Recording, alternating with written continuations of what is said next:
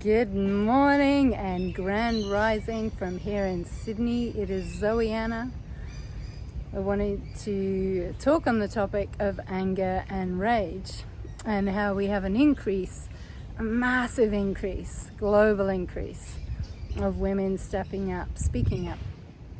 And I wanted to talk on anger and rage. It's an initial part of healing. And much of this anger and rage is shifting into projection, and projection coming from a place of woundedness, of feeling that they have experienced injustice of something that's not happening in this now moment. And yet it is a time for both men and women to listen, to step up. Rage and anger is, if it's not addressed and transmuted, shifted, and the individual is guided how to heal what's underneath it so they can truly transform, then they're opening themselves up for, I'm going to say it, infiltrations of dark entities, of energetic forms that will feed off your life source, your life force, your energetic source, your potency, your sensuality. So we have this massive increase of the feminine rising, and it is way beyond biology. It's not about biology, it's about an energetic, it's learning how to work with the energetic forces. So many women already out there have a very, very masculine exterior. It's all about dominance, seeking power, and achieve. That is the masculine energy.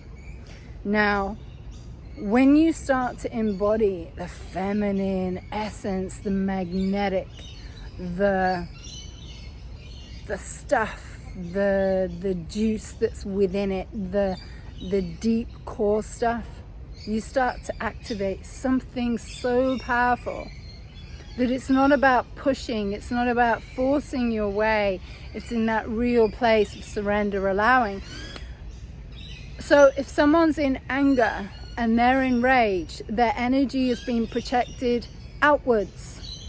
They're avoiding going into what is within. So that is my invitation for you. I guide men and women through breathing practices. I still work with men when it comes to meditation, still work with men and couples when it comes to relational coaching. My main focus though is women, because what I'm seeing out there is like, I want to be heard, hear my noise. And there is anger and rage within them that haven't shifted it. And it's not about making men wrong. Men are also going through a massive transition. A lot of men have been making this transition for a long time, and it's really vital. We're not making these men wrong. So there's a massive healing that needs to take place for humanity. Nothing will happen. If you are going out and you're lighting fires and you're igniting, activating people, come on, open up, and you're not giving them with any safety net or any form of structured practice, tools that they can incorporate and implement into their life, you are going out and you're a fire starter, twisted fire starter, and there is a level of incongruence and a lack of integrity. It's not intentional, it's where people are at, because they're also finding their voice. So it's powerful to find your voice.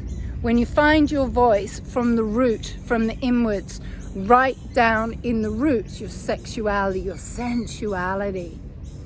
You cannot rise and shift beyond until you've gone into those layers, until you've gone into that stuckness, that rigidness.